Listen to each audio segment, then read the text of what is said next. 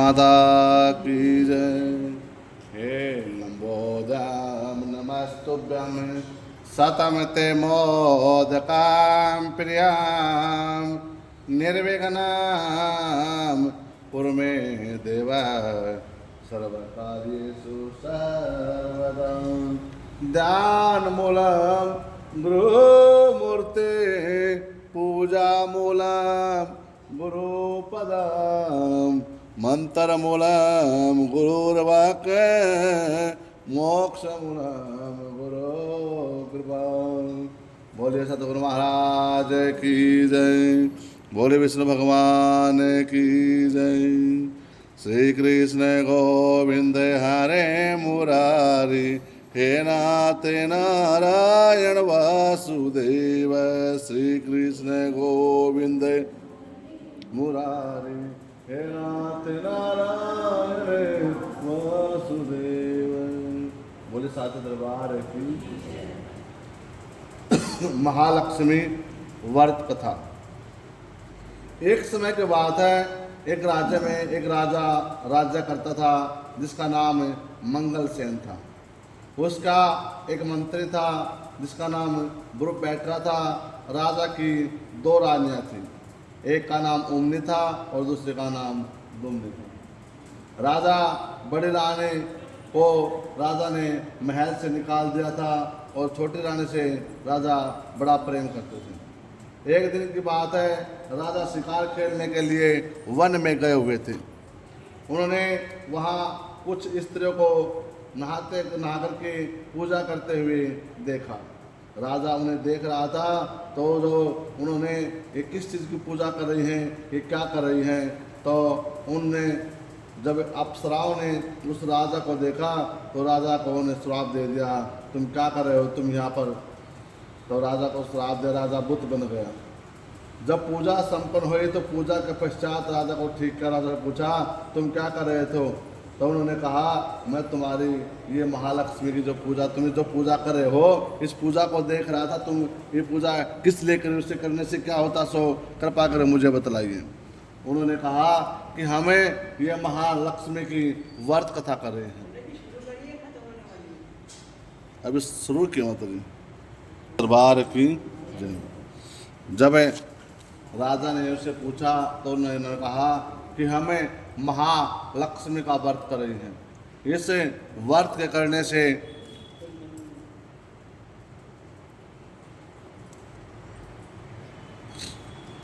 संतान की आयु लंबी होती है।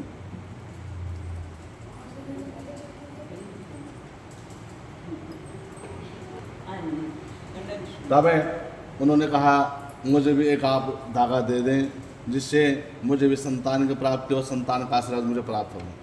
राजा को उन्होंने एक धागा का दिया और कहा धागे को अपनी काय पर बांध लेना। राजा ने धागा अपनी छोटी रानी को दे दिया। छोटी रानी ने उस धागे को कहाँ पर फेंक दिया, घोड़ों के तबेले में फेंक दिया, क्योंकि वो चीज़ों पर विश्वास नहीं करती थी। जब घोड़ों के तबेले में फेंका, जब सफाई करने वाले ने सफाई करके उस धागे को उसमें टोकरे में डाला तो टोकरा उससे उठ नहीं पाया। उसने देखा ये तो महालक्ष्मी का धागा है। उस धागे को निकाल करके उसने जो टोकरा उठाया तो टोकरा उससे उठ जाता है और उसने उस धागे को बड़ी रानी को दे दिया और कहा हे रानी ले महालक्ष्मी का धागा, तुम महालक्ष्मी व्रत करो और तुम्हारे सब कार्य सिद्ध हो जाएंगे। उसने कहा मैं कैसे पूजा करूं, मेरे पास तो कुछ भी नहीं है। उसने कहा बनिए के घर जाओ, जौ के आटे की जगह गेहूं का आटा, गुड़ की जगह शक्कर, तेल की जगह घी लेकर के उसने पूजा विधि विधान से की। तो वह भगवान माता महालक्ष्मी के पास से उस रानी के भाग थे वो खुल गई और राजा ने उसको वापस अपने महल में बुला लिया। बोलो महालक्ष्मी माता की। तब जो छोटी रानी थी वो बदसूरत हो गई और जो पानी पीते पानी में कीड़े पड़ जाते वह दुखी होकर राजा ने उसे घर से निकाल दिया और दुखी होकर साधु कुटिया में जाकर के जंगल में बैठ गई। अंदर से दरवाज़ा बंद कर लिया। साधु को उस दिन भिक्षा नहीं मिली। साधु ने जब अपनी कुटिया में आया तो उसने देखा अंदर कौन है। उसने आवाज़ लगाई। रानी बोली 3 बार कहो मैं आपके धर्मपुत्री हूँ, आप मेरे धर्मपिता हैं। उसके बाद साधु महात्मा जब ध्यान लगा कर देखा तो उसने देखा कि इसने तो महालक्ष्मी का अपमान किया है। उसने उसने दरवाज़ा खोला और कहा, बेटी तूने महालक्ष्मी के धागे का अपमान किया है। उसने कहा, इससे पश्चाताप का उपाय बताइए जिससे मेरा ये दोष दूर हो जाए। तब उसने कहा, ठीक है बेटी, तुम मेरे पास रहो, इसका आपका समाधान हो जाएगा। उसने पश्चात राजा शिकार खेलने के लिए वन में गया हुआ था और वह साधु महात्मा के पास भगवान की पूजा करने लगी, महालक्ष्मी पूजा करने लगी। कुछ समय के बाद जो राजा दोबारा शिकार खेलने वन में गया हुआ था, उसने 2 तीतरों को मारा और मंत्री से कहा, इन तीतरों को पका कर के लाऊं। राजा ने मंत्री ने उससे साधु कुटिया को देखा। कुटिया में जाकर के तीतर को पकाने लगा और तीतर बताते हैं कि सड़ जाता है। तो रानी कहती है, मैं इसको ठीक कर देती हूँ, किंतु ये राजा को यह मत बताना कि ये तीतर मैंने पकाए। वो तीतर ठीक, राजा तीतर को खाया तो कहती है कि तीतर को किसने पकाया है, ये तुमने नहीं पकाया है। तो उस मंत्री ने सब सत्य बता दिया। तब राजा उस कुटिया में जाता है और रानी से कहता है, रानी चलो अपने घर को चलते हैं। उसने कहा, मैं तुम्हारे साथ नहीं चल सकती, जब तक मेरे पिता आज्ञा नहीं देंगे तब तक मैं नहीं जा सकती। राजा ने उसके पिता से आज्ञा मांगी तो पिता ने कहा, बेटी मैं तुमको ये दूध और फूल दे रहा हूँ, ये दूध दही उबल जाए और जब फूल है जो मुरझा जाए ना, तो सोच लिया तुम्हारे प्रेम की मृत्यु हो गई। तो उसने थोड़ी दूर जाने पश्चात और दही उबलने लग जाती, लाल रंग दही का हो जाता है और उसने सोचा मेरे पिताजी नहीं रही। तब वह अपने पिता के पास वापस जाती है तो पिता हंसता हुआ मुस्कुरा रहा था और वो कहता है, बेटी मैं तुम्हारे को देख रहा था कि तूने बुरे समय में मेरे को पिता माना है या सच्चे मन से मेरे पिता माना है। तब उसे रानी को कहते हैं, बेटी तुम्हारा जो बुरा भाग्य है ना, उसको मेरे को पीछे छोड़ के जाओ। देखो वे शादी में जो हमें फूले डालते हैं ना, डालते हैं विदा के समय खील डालते हैं, वो इसलिए डाले जाते हैं कि जो पिता बोलता है बेटी को जो विदा के समय कि बेटी तुम्हारा जो बुरा समय है ना, जो बुरा समय वो मेरे को देकर जा, और तुम्हारा जो अच्छा समय है ना उसको आगे लेकर चले जाओ। इसलिए कई बार आप देखना कि कई पिता कहते, बेटी जब तक तुम मेरे घर में थे ना तब तक मेरे घर की धन की वर्षा होती थी, जब से तू चली गई मेरे घर से तो मेरा धन भी चलाएगा। ऐसे होता है। इसलिए उसने भी कहा, बेटी तू अपने बुरे समय को मेरे को देकर जाओ और अपना अच्छा समय जो उसको अपने साथ में लेकर जाओ।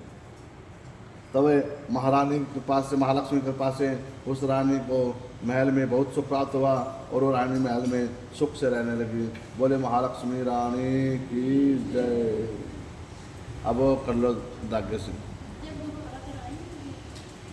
हाँ, 1 2 3 4 5 6 7 8 9 10 11 12 13 14 15 16 16 तंदी 16 गठे धागा बद्ध दूध पुत्र लब्बा रानी पूजे राजनु मैं पुछ सुहागनु रानी राज मैं सुहाग फूला भरा मेरा भाग। 1 2 3 4 5 6 7 8 9 10 11 12 13 14 15 16 16 तंदी 16 गठे धागा बद्दा दूध पुत्र रब्बा रानी पूजे राज नो मैं पूजो सुहाग नो रानी राज मैं सुहाग फूला भरा मेरा भाग। 1 2 3 4 5 6 7 8 9 10 11 12 13 14 15 16 16 तंदी 16 गठे धागा बद्दा दूध पुत्र लब्बा रानी पूजे राज नो मैं पूजो सुहाग नो रानी राज मैं सुहाग फूला भरा मेरा भाग। 1 2 3 4 5 6 7 8 9 10 11 12 13 14 15 16 16 तंदी 16 गठे धागा बद्दा दूध पुत्र लब्बा रानी पूजे राज नु मैं पुष्पा रानी राज मैं सुहाग फूला भरा मेरा। 1 2 3 4 5 6 7 8 9 10 11 12 13 14 15 16 16 तंदी 16 गठे धागा बद्दा दूध पुत्र लब्बा रानी पूजे राज नु मैं पूजे सुहाग नु रानी राज मैं सुहाग फूला भरा मेरा भाग। 1 2 3 4 5 6 7 8 9 10 11 12 13 14 15 16 16 तंदी 16 गठे धागा बद्दा दूध पुत्र लब्बा रानी पूजे राज नु मैं पूजे सुहाग रानी राज मैं सुहाग फूला भरा मेरा भाग।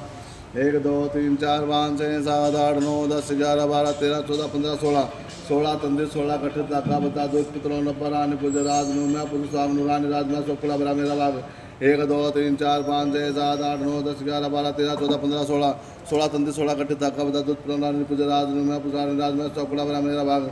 1 2 3 4 5 6 7 8 9 10 11 12 13 14 15 16 16 तंदे 16 गट्टे दाका बता दो पुराने पूजे राज रूम में पुराने राज में सोपड़ा पर मेरे बाग 1 2 3 4 5 6 7 8 9 10 11 12 13 14 15 16 16 तंदे 16 गट्टे दाका बता दो पुराने पूजे राज रूम में पुराने राज में सोपड़ा पर मेरा बाग 1 2 3 4 5 6 7 8 9 10 11 12 13 14 15 16 16 तंदे 16 गट्टे दाका बता दो पुराने पूजे राज रूम में पुरुष स्वाग पुराने राज में सोपड़ा पर मेरा बाग 1 2 3 4 5 6 7 8 9 10 11 12 13 14 15 16 16 तंदे 16 गट्टे दाका बता दो पुराने पूजे राज रूम में पुरुष स्वाग पुराने राज में सोपड़ा पर मेरा बाग 1 2 3 4 5 6 7 8 9 10 11 12 13 14 15 16 16 तंदे 16 गट्टे धागा बता दो पुत्र पराने पूजे राज में पूजे स्वाग रानी राज में स्व खुला बना प्रभाग 1 2 3 4 5 6 7 8 9 10 11 12 13 14 15 16 16 तंदे 16 गट्टे धागा बता दो पुत्र पराने पूजे राज में पूजे स्वाग रानी राज में स्व खुला बना प्रभाग 1 2 3 4 5 6 7 8 9 10 11 12 13 14 15 16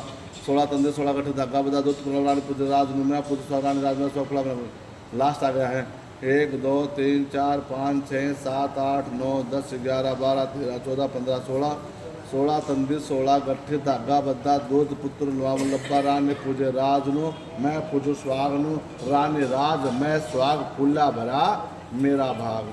बोले महालक्ष्मी माता की। हाथ में पानी ले लो सारे।